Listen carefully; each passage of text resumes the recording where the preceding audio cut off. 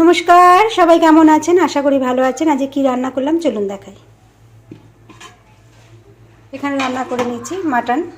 আমি কোয়াশ সবজি দিয়ে এটা রান্না করে নিয়েছি। মাংসটা আমি মাংসতে ফোড়ন দিয়েছি, গরম মশলা ফোড়ন, তেজপাতা ফোড়ন, পেঁয়াজ ভেজে দিয়েছি, আদা বাটা রসুন বাটা দিয়েছি, লঙ্কার গুঁড়ো দিয়েছি, নুন হলুদ দিয়েছি, নামানোর সময় গরম মশলা বেটে দিয়েছি।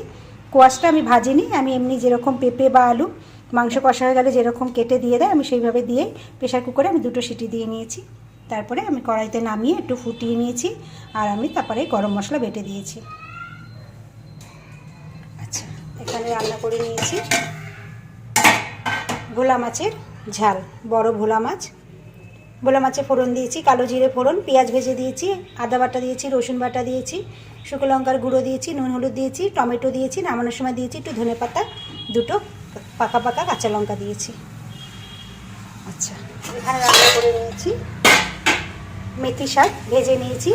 মেথি শাকে আমি ফোড়ন দিয়েছি, শুকনো লঙ্কা ফোড়ন দিয়েছি, কটা রসুন ফোড়ন দিয়েছি আর দিয়েছি নুন হলুদ দিয়ে ভালো করে ভেজে নিয়েছি। নামানোর সময় একটু মিষ্টি দিয়েছি।